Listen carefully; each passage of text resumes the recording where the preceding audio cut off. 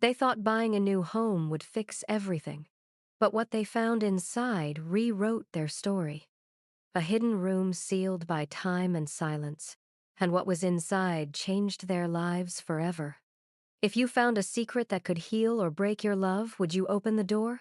The gravel driveway crunched under the tires of the U-Haul as James Harper pulled up to the house for the first time as its owner. He cut the engine and sat for a moment, hands still gripping the wheel, staring at the two-story structure through the dusty windshield. The house was exactly as the photos had shown, tired, sagging slightly on its foundation, with faded blue paint peeling in long strips like old skin. But it was theirs. Or at least, it would be once they figured out what to do with it. Beside him, Olivia unbuckled her seatbelt without a word and stepped out of the truck, her movements careful, deliberate, as if she were trying not to disturb something fragile between them. James watched her walk toward the porch, her arms crossed against the October chill, her dark hair pulled back in a ponytail that made her look younger than 42. She used to smile when they arrived somewhere new. Now she just looked tired. The key stuck in the front door lock, rusted from years of disuse. James jiggled it, his jaw tightening with frustration, and Olivia stood behind him, silent, waiting. "Come on," he muttered under his breath. Finally, the lock gave way with a reluctant click, and the door swung open, releasing a breath of stale air that smelled like dust and old wood and something faintly floral, like dried lavender left too long in a drawer. James stepped inside first, his footsteps echoing on the warped hardwood floors. The living room stretched out before them, dim and hollow, furniture-shaped shadows cast by the afternoon light filtering through yellowed curtains. Water stains bloomed across the ceiling in the corner, and the wallpaper, once probably cheerful, covered in tiny roses, was peeling in long curls. "It's cozy," Olivia said quietly, though her voice held no conviction. James almost laughed, but it caught in his throat. Instead, he turned to her and forced a smile. "It's got good bones. That's what the inspector said." "Bones," she repeated softly, as if testing the word. Then she walked past him into the kitchen, her footsteps fading down the narrow hallway. They worked in silence for the first hour, unloading boxes from the truck and stacking them in the rooms they thought made the most sense. James carried the heavy ones, books, dishes, tools, while Olivia handled the smaller things, carefully placing them on counters and shelves like she was assembling a life she no longer recognized as hers. Every so often, their paths would cross in the hallway or the doorway, and they'd exchange a look brief, polite, careful before moving on. It hadn't always been like this. 2 years ago, they'd talked constantly, finishing each other's sentences, laughing at private jokes no one else understood. 2 years ago, they'd been planning a nursery. Now they moved around each other like strangers sharing a bus seat, both afraid to take up too much space. It was James who broke the silence first, standing in the middle of the living room, surveying the peeling wallpaper with his hands on his hips. "I think we should start upstairs," he said. "Get the bedroom livable first. Then we can work our way down." Olivia appeared in the doorway, holding a box labeled "Kitchen, Fragile" in faded marker. "You want to sleep here tonight?" she asked. "Why not? We paid for it." She glanced around the room, at the water stains and the sagging ceiling and the dust motes drifting lazily through the shafts of light. Then, unexpectedly, she smiled. It was small, fleeting, but real. "You're insane," she said softly. "Maybe," James replied. And for the first time in months, he felt something loosen in his chest. "But we've done crazier things." Her smile faded, but not unkindly. She set the box down on the counter and nodded. "Okay. Upstairs first?" The second floor was worse than the first. The hallway was narrow and dim, lined with dark wood paneling that made the space feel claustrophobic. 3 doors led off it, 2 bedrooms and a bathroom, and at the far end, a small window overlooked the overgrown backyard. James started in the larger bedroom, prying at the old paneling with a crowbar, testing to see how much work it would take to pull it all down. Olivia worked in the smaller room, unpacking linens and arranging things on the shelves with the kind of quiet focus she'd perfected over the past 2 years. Head down, hands busy, mind somewhere else. The house creaked around them, settling into the evening, the floorboards groaning under their weight like old bones adjusting to movement. James worked methodically, wedging the crowbar into the seams of the paneling and pulling, each strip coming away with a satisfying crack. Dust filled the air, catching the fading sunlight from the window. He was halfway down the hall when the crowbar caught on something that didn't give. He frowned and pressed harder. The panel shifted slightly, but instead of pulling free, it revealed a seam thin, barely visible, running vertically from floor to ceiling. James stopped. He ran his hand along the seam, tracing it with his fingers. It wasn't a natural break in the wood. It was deliberate. A line too straight, too clean. He pressed his palm flat against the wall, hollow. His heart quickened slightly, curiosity overriding caution. He knocked once, twice, and the sound echoed back empty, resonant. Wrong. Olivia, he called, his voice steady but edged with something he couldn't name. Footsteps approached from the other room. She appeared in the doorway, holding a folded blanket, her brow furrowed. What? James stepped back from the wall, gesturing toward the seam. Look at this. Olivia moved closer, setting the blanket down on the floor. She ran her hand along the same line he had traced, her fingers moving slowly, methodically. Then she knocked, just as he had, hollow. They looked at each other. There's something behind it, James said quietly. Olivia's expression shifted curiosity, unease, something else he couldn't quite read. Why would someone wall off part of a hallway? She asked. James didn't answer, because he didn't know. But as he stood there, staring at the seam in the wall, he felt the house shift around them, not physically, but in some subtle, indefinable way, like it had been waiting. And now, finally, someone had noticed. They stood in the hallway for a long moment, both staring at the seam in the wall. The house had gone quiet around them, as if holding its breath. James ran his hand along the line again, tracing it from the floor to the ceiling, his fingers catching on the faint ridge where the paneling didn't quite meet. It's too perfect, he said quietly. Someone built this on purpose. Olivia crouched down, pressing her palm against the baseboard where the seam began. Why would anyone do that? She asked, more to herself than to him. James didn't answer. He was already moving, heading back to the bedroom where he'd left his toolbox. By the time he returned, Olivia had pulled out her phone and was scrolling through the photos the realtor had sent them, the listing images, the floor plan, the property disclosure. Look, she said, holding the phone up so he could see the screen. This hallway should be longer. According to the blueprint, there's at least another 3 feet of space here. James leaned in, comparing the image to the physical wall in front of them. She was right. The hallway ended too soon. So what's behind it? Olivia asked, her voice quieter now, edged with something James couldn't quite name. Curiosity, maybe, or unease. He set the toolbox down and pulled out a hammer and a flathead screwdriver. Only one way to find out.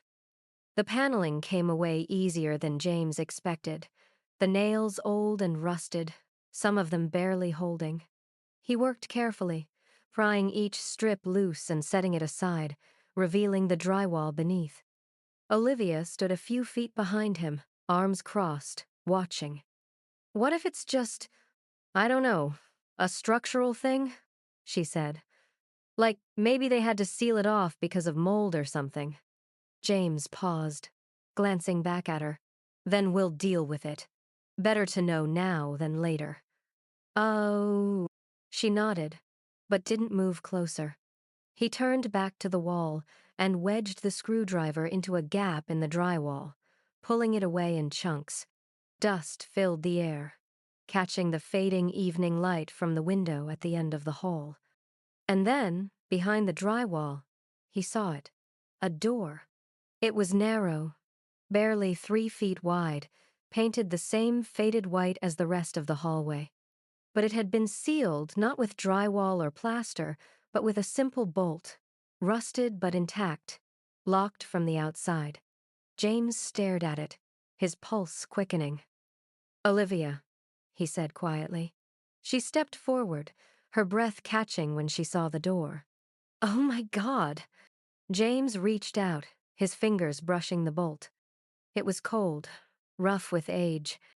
"Someone locked this from out here," he said.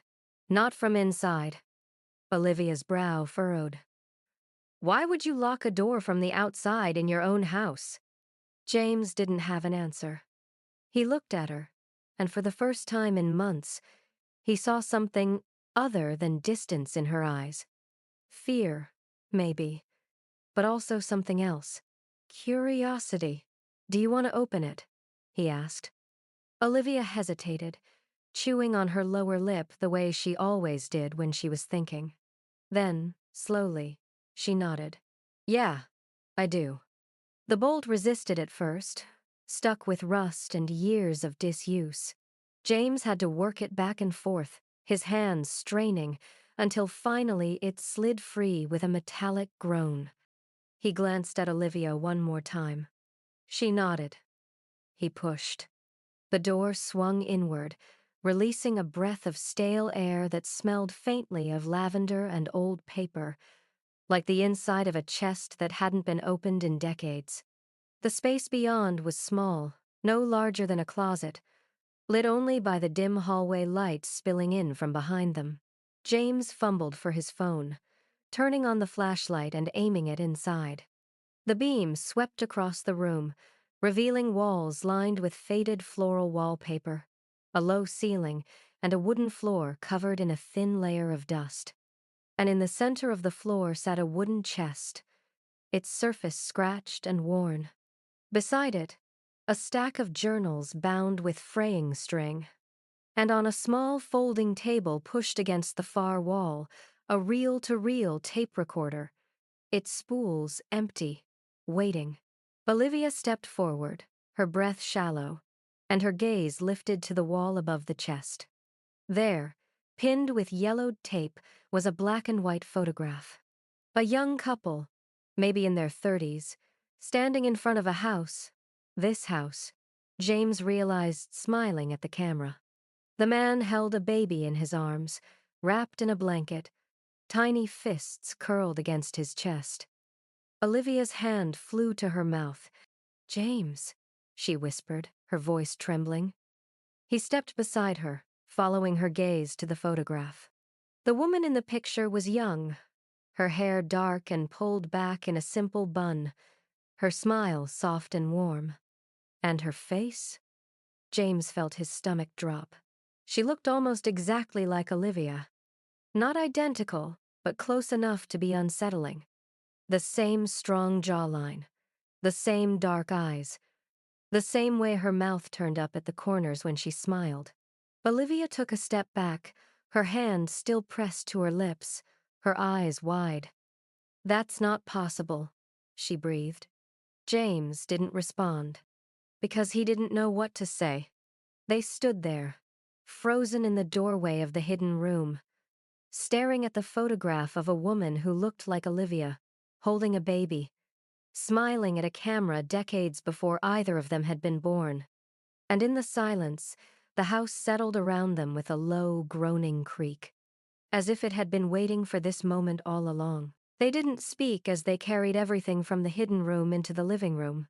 James went first, cradling the wooden chest against his chest like it might break. Olivia followed with the journals, their pages brittle and yellowed, tied together with string that had frayed over the years.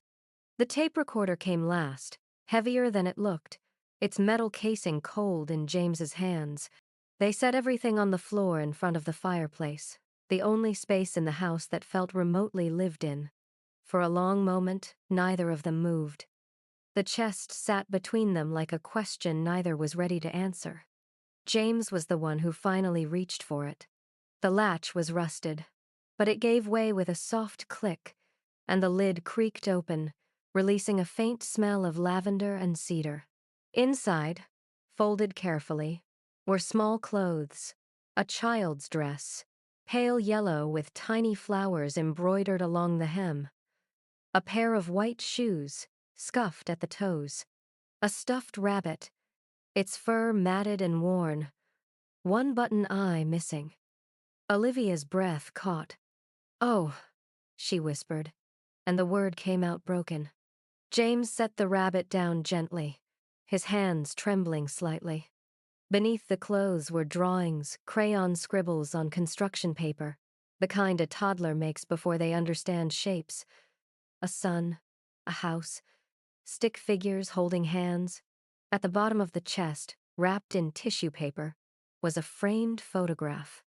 A little girl, maybe 3 years old, with dark curls and a gap-toothed smile, sitting on a woman's lap. The same woman from the photograph upstairs. James turned the frame over.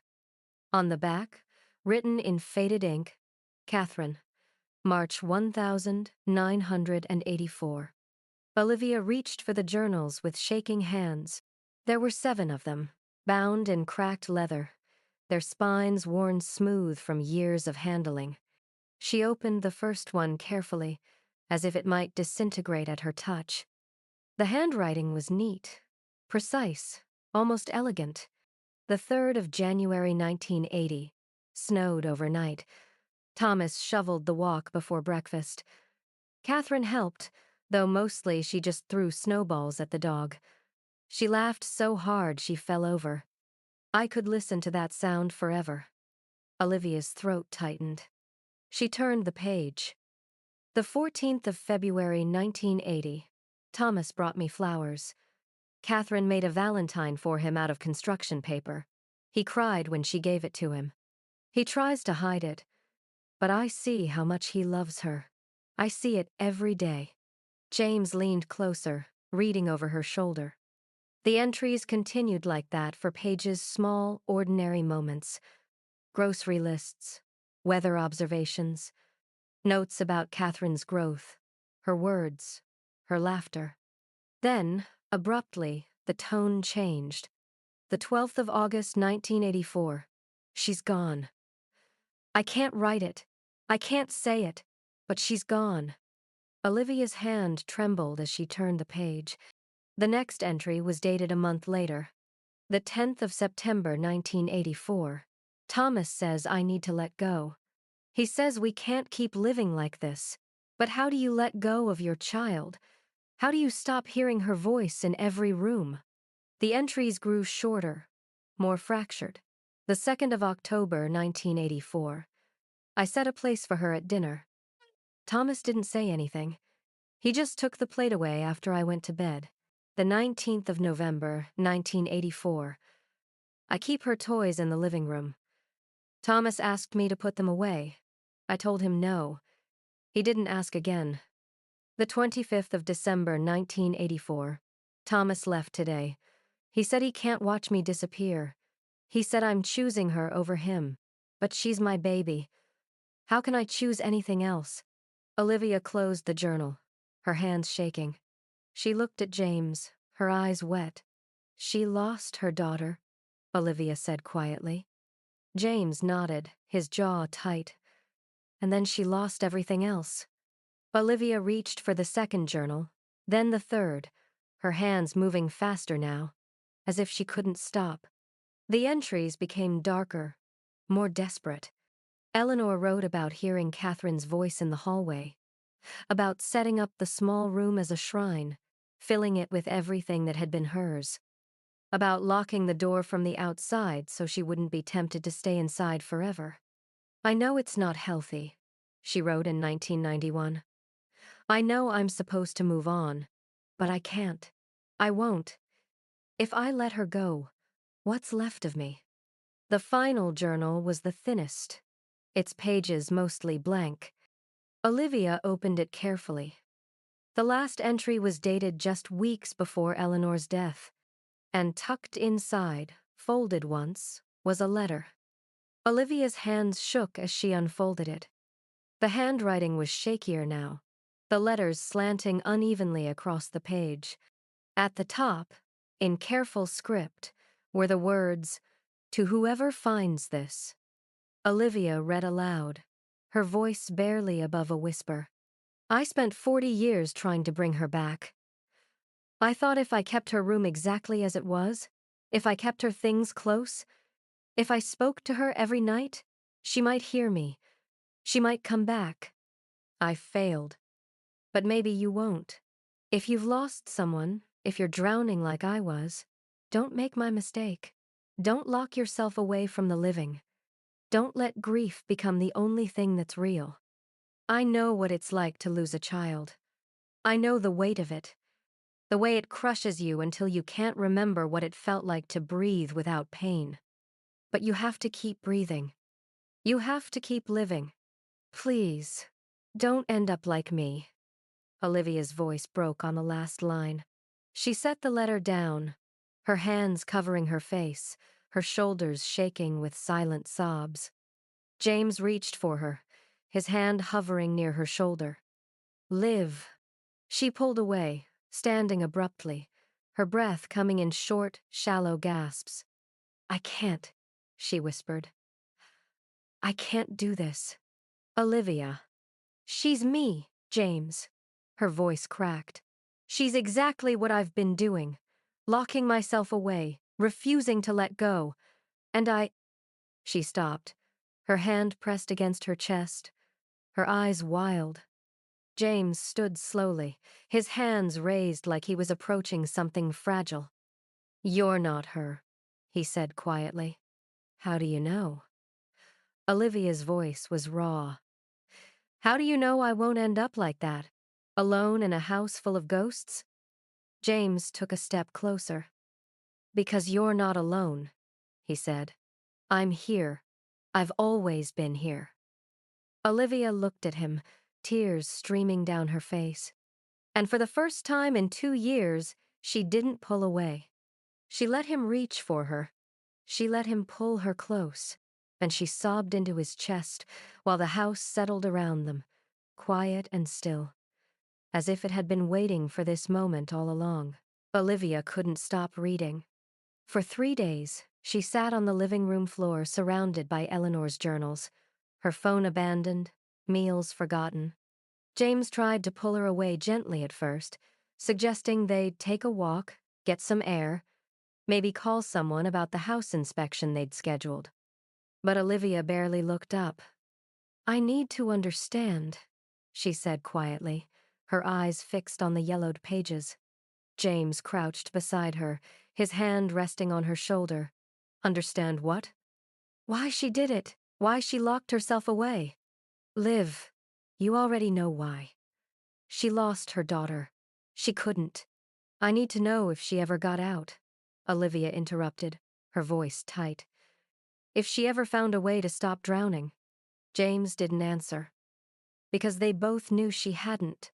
Olivia read the journals in order, tracing Eleanor's descent year by year. In 1985, Eleanor wrote about planting a garden for Catherine, even though Catherine would never see it bloom. In 1987, she described sitting in the hidden room for hours, talking to the air, pretending Catherine was still there. By 1990, the entries had grown sparse, disjointed. I know Thomas was right. I know I drove him away, but I couldn't let her go. I still can't. If I forget her voice, what's left? If I stop missing her, does that mean she never existed? Olivia's hands trembled as she turned the page. She saw herself in every line. The way Eleanor clung to Catherine's memory like a life raft, even as it pulled her under. the way she shut out everyone who tried to help, convinced that grief was the only thing keeping her daughter alive. Olivia had done the same thing. For 2 years, she'd carried Lily's memory like a stone in her chest, too afraid to set it down, terrified that if she stopped mourning, she'd be betraying her daughter.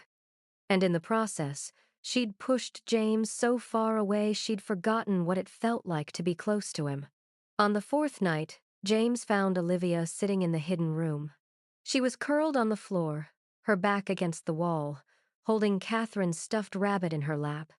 The beam of his flashlight swept across her face, and he saw the tears streaming down her cheeks.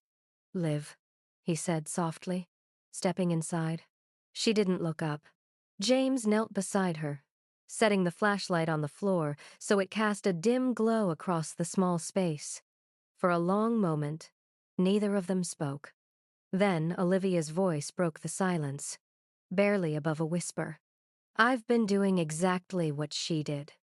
James didn't respond, just waited. "I shut you out," Olivia continued, her voice cracking. "I locked myself away. I convinced myself that if I stopped thinking about Lily every second of every day, I'd be forgetting her. But I wasn't protecting her memory, James. I was just disappearing." Her breath hitched, and she pressed the rabbit against her chest, her shoulders shaking. "I'm so sorry." James reached for her hand, his fingers wrapping around hers. "I miss her too," he said quietly. Olivia looked at him, her eyes red and swollen. "I know you do, but I didn't know how to let you in. Every time you tried to talk about her, I felt like I was going to break apart. So I just stopped talking." "I know," James said. "But Liv, I'm still here. I've always been here, and I need you to come back to me." Olivia's face crumpled, and she leaned into him, burying her face against his shoulder. He held her while she cried, his arms wrapped tightly around her, as if he could hold her together by sheer force of will. And for the first time in 2 years, Olivia let herself believe that maybe she didn't have to carry this alone. Later that night, after Olivia had finally fallen asleep on the couch, James returned to the hidden room. He didn't know what he was looking for, maybe just a reason to understand why this woman's life had collided so violently with theirs. He picked up the tape recorder, turning it over in his hands. The spools were loaded with tape, but he hadn't pressed play yet. Now, sitting alone in the dim light, he did. The machine whirred to life, crackling with static, and then Eleanor's voice filled the small room. It was softer than James expected, tired but steady. "If you're listening to this, then you found the room. You found my shame, my failure."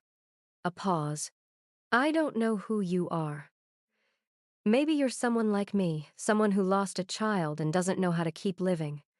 Maybe you're just curious. Either way, I want you to know something." Another pause. Longer this time. "I had another chance.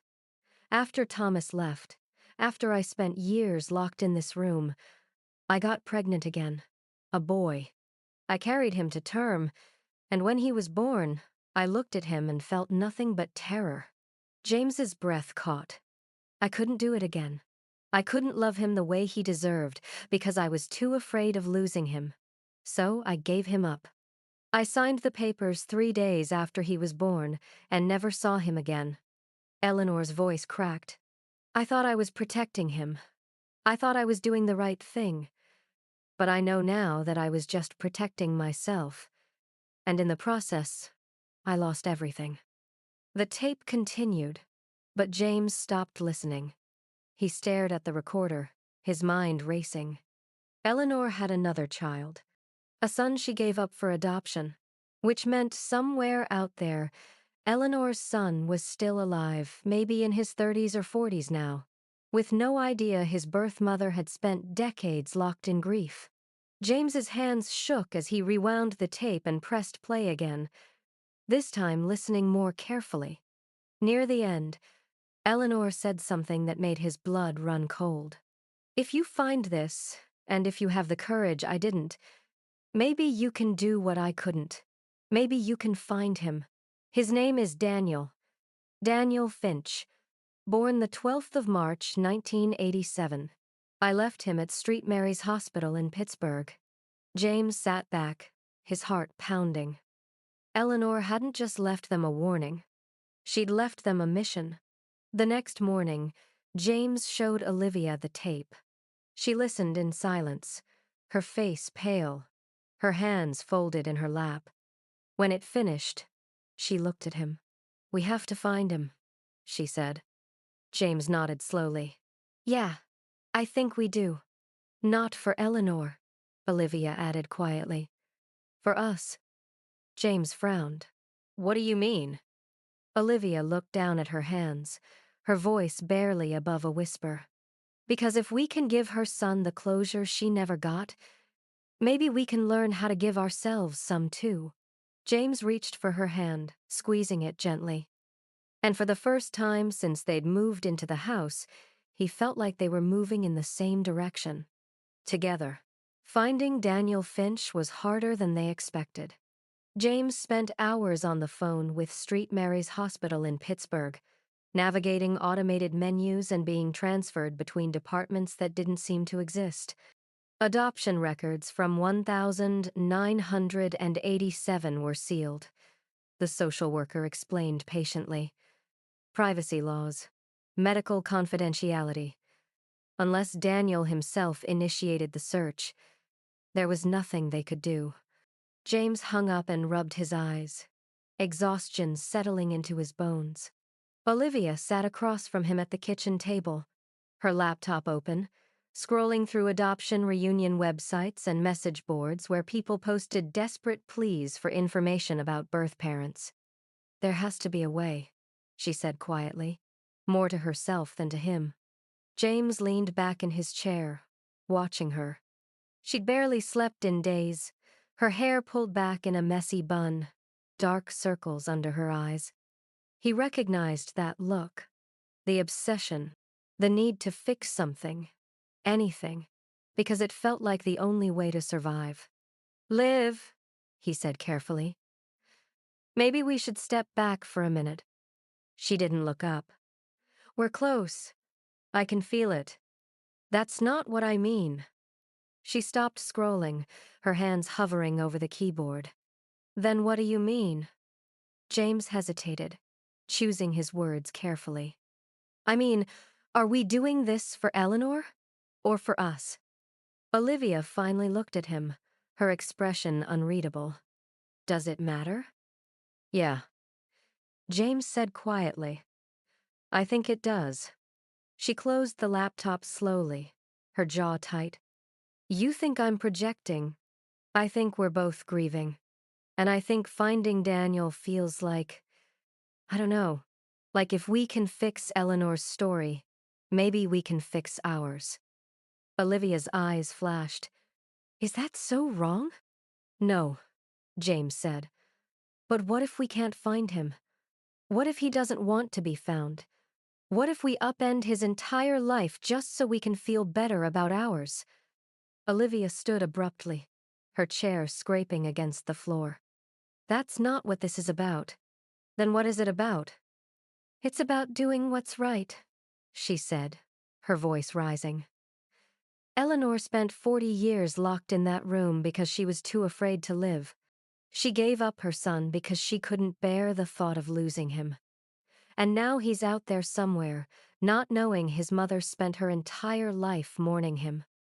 Don't you think he deserves to know that? James stood too, his voice calm but firm. And what if he's happy? What if he has a family, a life, and we show up with this story and it destroys him? Olivia stared at him, her breath coming fast. "You're scared," she said quietly. "Yeah," James admitted. "I am." "Of what?" "Of you disappearing again," his voice cracked. "Of losing you to this the same way Eleanor lost everything." Olivia's face crumpled, and she looked away, her arms wrapping around herself. For a long moment, neither of them spoke. Then Olivia's voice, barely above a whisper, "I don't know how to stop." James crossed the kitchen and pulled her into his arms. She resisted at first, her body stiff, but then she collapsed against him, her forehead pressed to his chest. "We'll figure it out," he said quietly. "Together." 3 days later, Olivia found something. She'd been combing through adoption reunion forums, cross-referencing names and dates, when she stumbled across a post from 6 months ago. Looking for birth mother Eleanor Finch, born Pittsburgh, the 12th of March 1987. Any information appreciated. The username was simple, dfinch87. Olivia's hands shook as she clicked on the profile. There were no photos, no personal details, just a brief bio. Searching for answers, hoping for closure. She called James over, her voice tight with barely contained emotion. "I found him." James read the post over her shoulder, his heart pounding. "Are you sure? The dates match. The location matches. It has to be him." James pulled out a chair and sat down beside her. "So what do we do?" Olivia stared at the screen, her cursor hovering over the send message button. "We tell him the truth." Olivia typed slowly, deleting and rewriting each sentence half a dozen times. Finally, she settled on something simple. "My name is Olivia Harper. My husband and I recently moved into a house in Pennsylvania that once belonged to Eleanor Finch. We found something we think you should see. If you're willing, we'd like to talk." She hit send before she could second-guess herself. Then she closed the laptop and looked at James. "What if he doesn't respond?" "Then we tried," James said. "That's all we can do." But they both knew it wasn't that simple. Because this wasn't just about Daniel anymore. It was about whether they could face the truth Eleanor had left behind, and whether they were strong enough to learn from it. The response came 2 days later. Olivia was in the hidden room, sitting on the floor with Catherine's stuffed rabbit in her lap, when her phone buzzed. She almost didn't look, but something made her reach for it.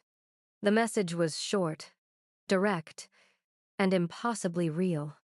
"I've been looking for her my whole life. When can we meet?" Ah! Olivia stared at the words, her heart pounding so hard she could feel it in her throat. She stood slowly, her legs unsteady, and walked to the doorway where James was standing in the hall, watching her. "He wants to meet," she said quietly. James nodded, his expression unreadable. "Then we meet him." Olivia looked back at the hidden room at the chest, the journals, the photograph of Catherine on the wall, Eleanor's life, frozen in time, waiting for someone to finish the story. "Yeah," Olivia whispered. "We do." But as she turned off the light and closed the door, she couldn't shake the feeling that they were about to cross a line they couldn't uncross. That once they gave Daniel the truth, there would be no going back. For any of them. Daniel Finch arrived on a Thursday afternoon, driving a 10-year-old sedan that coughed black smoke when he turned off the engine. James watched from the window as Daniel climbed out tall, lean, maybe 37 or 38, wearing jeans and a flannel shirt that had seen better days. He looked nervous, his hands shoved deep in his pockets as he stood in the driveway, staring up at the house. James turned to Olivia, who was standing in the kitchen doorway, her arms crossed tightly across her chest. "He's here," James said quietly. Olivia nodded but didn't move. James walked to the front door and opened it, stepping onto the porch. Daniel looked up, and for a moment, neither of them spoke. Then Daniel walked forward, extending his hand. "James?" "Yeah." James shook his hand. "Come on in." They sat in the living room, the three of them arranged awkwardly on furniture that still smelled faintly of dust and disuse. Daniel's eyes kept drifting to the journals stacked on the coffee table, to the wooden chest sitting open beside the fireplace. "I don't even know where to start," he said quietly. Olivia leaned forward, her hands clasped in her lap. Your mother's name was Eleanor Finch. She lived in this house for most of her life. She lost a daughter, Catherine, in 1984. Daniel nodded slowly, his jaw tight. I knew she'd had another child. The adoption agency told me that much, but they wouldn't tell me anything else. She never recovered from losing Catherine, James said carefully. It consumed her. And when she got pregnant with you, she was terrified. Not of you, of losing you. Daniel's eyes filled with tears, but he didn't look away. So she gave me up. She thought she was protecting you, Olivia said, her voice cracking. From herself, from her grief. She believed you'd be better off without her. Daniel looked down at his hands, his shoulders shaking. Was she right? Olivia's breath hitched. I don't know. They showed him everything. The journals, spanning decades of Eleanor's life, her early joy, her slow descent, her final desperate isolation. The hidden room, still untouched, with Catherine's belongings carefully preserved. The tape recorder, with Eleanor's voice crackling through the speakers, reading bedtime stories to a daughter who would never hear them. Daniel sat on the floor of the hidden room, holding one of Catherine's drawings, a crayon sun, lopsided and bright. Tears streamed down his face.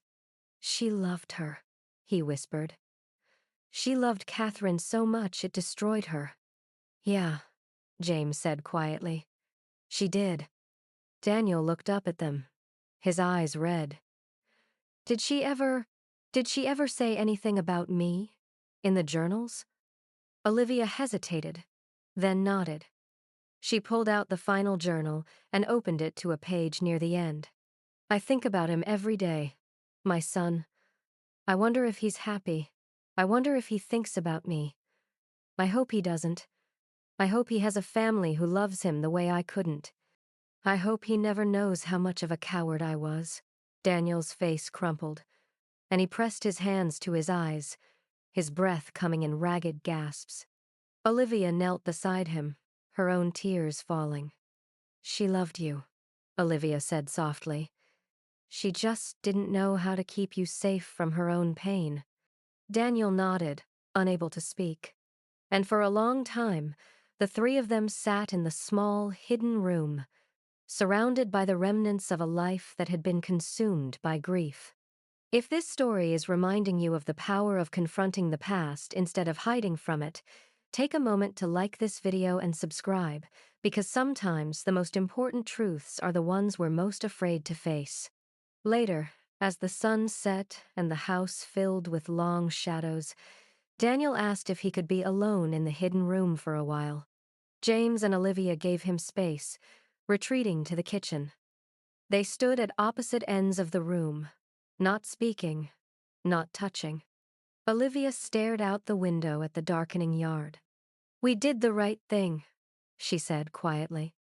James didn't respond. Didn't we? He looked at her, his expression unreadable. I don't know, Liv. I don't know if we did it for him or for us. Olivia's jaw tightened. Does it matter? Yeah, James said. It does. She turned to face him fully, her eyes blazing. We gave him the truth. We gave him closure. That's more than Eleanor ever could. And what about us? James asked, his voice rising slightly. What about our closure? Are we any closer to healing, or are we just running from it by fixing someone else's story? Olivia flinched, and for a moment she looked like she might shout back. But then her shoulders sagged, and she looked away. I don't know, she whispered. An hour later, Daniel emerged from the hidden room. His eyes were red, but his expression was calm. Thank you, he said simply, for finding me, for telling me. Olivia nodded, her throat tight.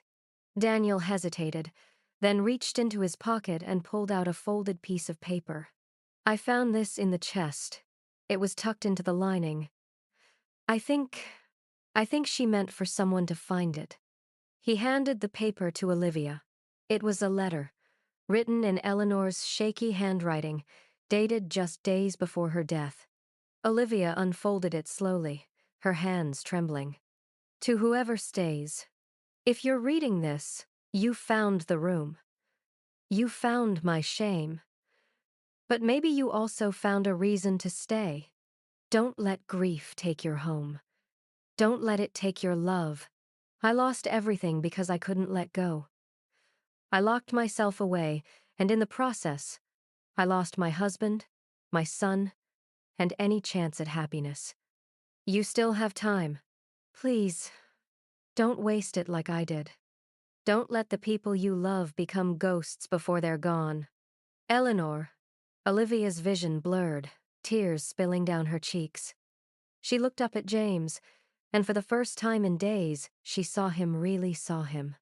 Not as an obstacle, not as someone she had to protect herself from, but as the man she'd married, the man she'd built a life with, the man who was still here, still trying, still waiting for her to come back. James crossed the kitchen and pulled her into his arms. She didn't resist. She just held him, her face pressed against his chest, and let herself cry. Daniel watched them for a moment, then quietly let himself out, leaving them alone in the house that had brought them together by tearing them apart. The next morning, Olivia woke to find James standing in the doorway of the hidden room. He wasn't inside, just standing at the threshold, staring into the small space that had held so much grief. "What are you doing?" she asked quietly, wrapping her robe tighter around herself. James didn't turn. Thinking about what to do with it. Olivia moved closer, standing beside him. The room looked different in the morning light, less haunting, more human. Just a small space, empty now, except for the memories it held. "We could seal it again," James said. "Put the wall back up. Pretend we never found it." Olivia shook her head slowly. "No, I don't want to do that." "Then what?" She was quiet for a moment, her eyes tracing the faded wallpaper, the wooden floor. "I want to keep it," she said finally. "But not like this. Not as a shrine. As, I don't know, a place to remember, without forgetting how to live." Wait. James turned to look at her, his expression unreadable. "For Eleanor?" "For all of us," Olivia said softly. They worked together over the next few days, cleaning the small room with care. Olivia wiped down the walls, scrubbed the floor, opened the small window they hadn't noticed before, letting fresh air sweep through the stale space. James brought in a small lamp, a cushion, a shelf. They placed Eleanor's journals on the shelf, not hidden, but visible, a reminder of what happens when grief goes unshared. Olivia hung the photograph of Catherine on the wall, and beside it, she placed a small framed photo of Lily, the only one they had, taken during the ultrasound at 20 weeks. A grainy black and white image of a tiny profile, a hand raised as if waving. James saw it and stopped, his breath catching. "Liv, I want her here," Olivia said, her voice steady. "Not because I'm trying to hold on, but because she was real. She mattered, and I don't want to be afraid to remember her." James nodded, his throat tight. He reached out and touched the frame gently, his fingers trembling. "Yeah," he whispered. "She did." When Daniel returned a week later, he brought something with him. A letter, handwritten on plain paper, sealed in an envelope. "I wrote this for her," he said quietly, standing in the living room. "For Eleanor. I know she'll never read it, but I needed to say it anyway." Olivia smiled, her eyes wet. "Do you want to put it in the room?" Daniel nodded. They walked upstairs together, the three of them, and Daniel stepped into the small space that his mother had created. He looked around at the photographs on the wall, at the journals on the shelf, at the candle Olivia had lit that morning. "It's beautiful," he said quietly. He placed the letter on the shelf, beside the journals.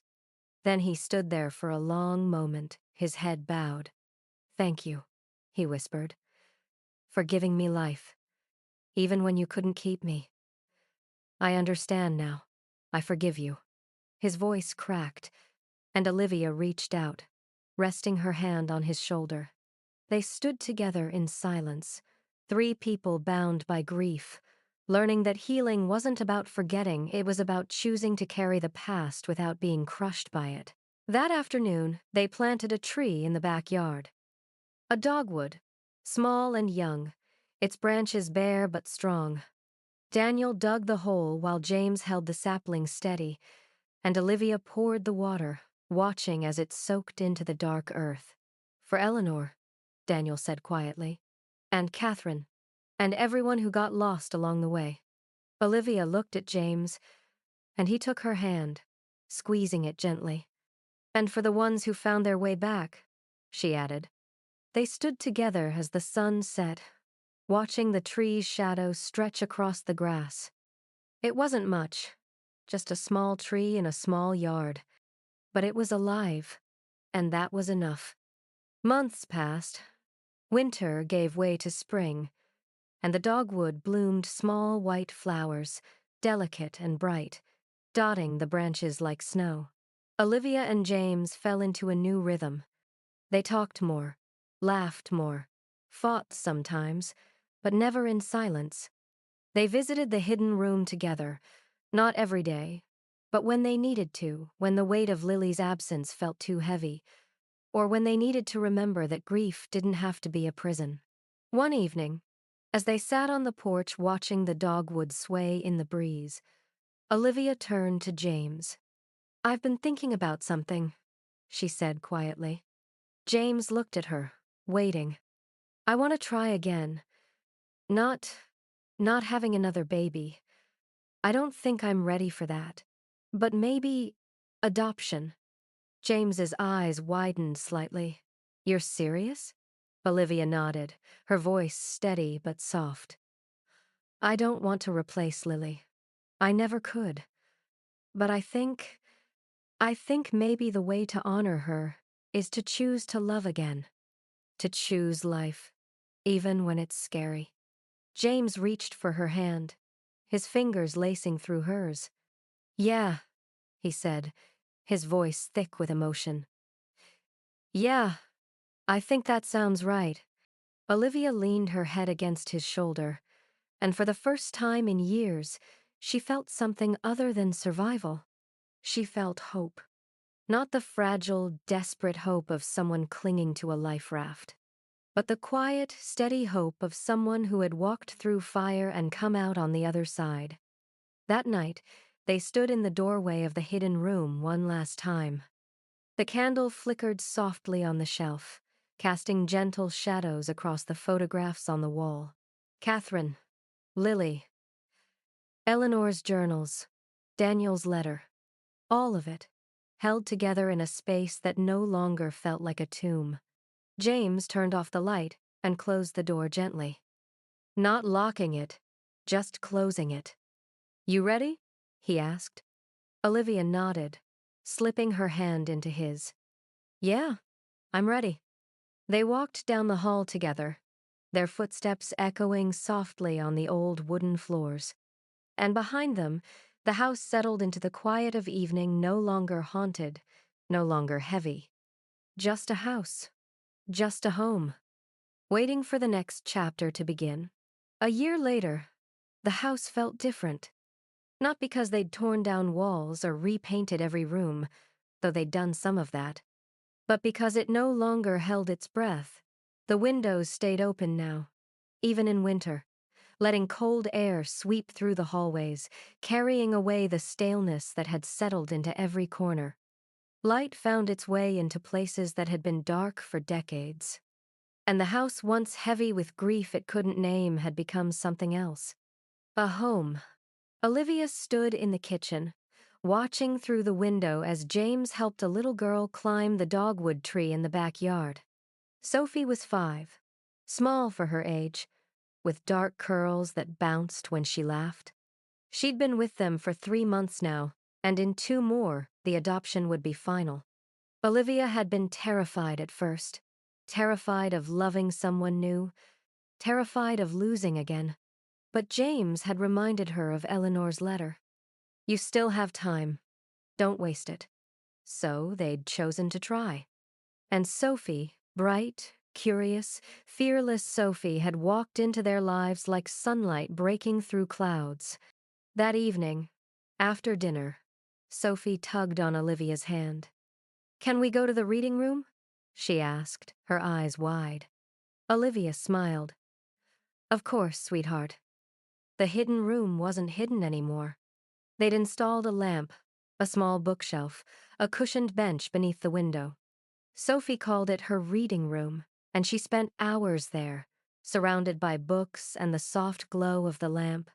She didn't know the room's history, not yet. Someday, when she was older, Olivia and James would tell her about Eleanor, about Catherine, about the grief that had once filled this space. But for now, it was just a room. A quiet place where a little girl could read and dream and feel safe. Olivia settled onto the bench beside Sophie, pulling a book from the shelf. Sophie curled up against her, her small hand resting on Olivia's arm. As Olivia began to read, her eyes drifted to the shelf behind them. Eleanor's journals, their leather spines worn and faded. The photograph of Catherine, smiling beside the picture of Lily. And next to those, a new edition, a framed photo of the three of them, taken just last month. James, Olivia, and Sophie, standing in front of the house. The dogwood tree blooming behind them. Olivia's throat tightened, but not with grief, with gratitude, for the life they were building, for the daughter who had chosen them as much as they'd chosen her, for the man standing in the doorway now, leaning against the frame, watching them with a soft smile on his face. Later, after Sophie had fallen asleep in her room, Olivia and James stood together in the hallway outside the hidden room. The door was open, the lamp still glowing softly inside. Do you ever wonder what Eleanor would think? Olivia asked quietly. If she could see this? James slipped his arm around her waist, pulling her close. I think she'd be glad, he said, that someone finally learned from her story. Olivia nodded, resting her head against his shoulder. They stood there in silence for a long moment, listening to the house settle around them, the creak of old wood, the whisper of wind through the open windows. It wasn't a sad sound anymore. It was just the sound of a house that had lived a long time, carrying stories it would never forget. But now, those stories didn't weigh it down. They lifted it up. Outside, the dogwood tree swayed gently in the evening breeze, its white blossoms glowing faintly in the dusk. Beneath it, the earth was soft and dark, nourished by the roots that ran deep. And in the house, warm light spilled from every window, chasing away the shadows. James closed the door to the hidden room gently, his hand lingering on the handle for just a moment. Then he turned, taking Olivia's hand, and they walked down the hall together. Not running from the past, not trapped by it, just carrying it forward, with love. The house no longer kept secrets. It kept memories. And in the spaces where grief had once lived, there was room now for something else. Hope. Laughter. Life. Some walls we build are meant to protect us from pain, but they also keep out the light. Grief doesn't heal by being locked away. It heals when we're brave enough to open the door, let someone in, and choose love again. The past we leave behind isn't meant to haunt us. It's meant to teach us that even after everything falls apart, we can build something beautiful from what remains.